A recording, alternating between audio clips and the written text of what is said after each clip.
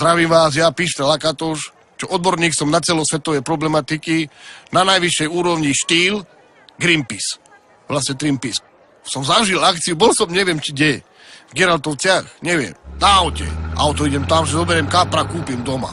Čavo predáva kapre, hovorí, tu za 2 kg, 5 eur, a keď má kapor 20 kg, to dostávate k nemu akciu aj ďalkové ovládanie, že by ste ho mohli pustiť do potoka alebo do jazierka, vám bude robiť vlnky more. A ďalkové potom môžeš nechať na kosačku, alebo tak. No a ešte želám ti jednu ďalšiu vec. Keď ti bude pecečko dybiť doma, len normálne sadneš go gauča, pindry dáš hore, pindry v preklade nohy, sedíš a keď je veľa dymu nuka, že z pecečka ti ide dym nuka do interiéru, len vypneš svetlo, musíš robiť tmu a dym normálne ostane v šoku, že čo nevedie ísť, tak sa ponáhla za vzduchom vonku, cez okno.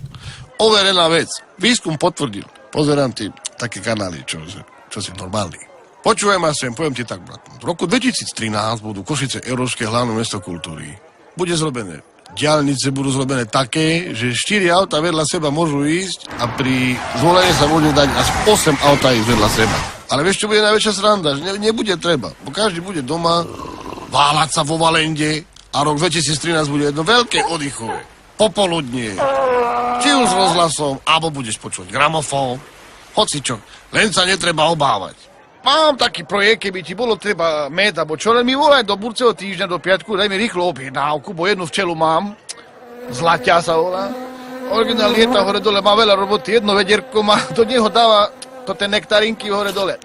Začal som chytať osy, čo chodili tam tu okolo deti, čo pijú malinovku, vieš, okolo zmrzliny, otravujú, nič nerobia celý deň, behajú osy, hore dole. Jediné, čo sa dalo s nimi použiť, je keď mal Čavo malo štiplavú polievku do reštaurácií, tam mu hodili 3 osy, tak štipala, že už koniec, že lepšie jak čili paprika, hovorí. No tá nie, keď ústa jak balón, no tá, tu máš štiplavé osy. No a taký robím fajný včelí sír z toho, že potom to predávam pri ceste, len kričím včelí sír, ústa im padajú dole. Poľak kúpil, to čo je to včelí sír? On ide halušky z toho robiť, hovorím, čo si normálny? Však to je med na medovníky, čo deťom dávam na Vianoce. Šťastný a veľmi pekný nový rok ti blahoželám. Že by si neodpadával, tu máš medovníky, čo moja včela robila, Zlaťa. Hop, čip, čibiri, hopa, hop, čip, čibiri, hopa. To ja som nahral. Čip, čibiri, hopa. A minule sa ma pýtal Gáčo, pán Pišta, vy viete povedať nie? A ja hovorím, že áno.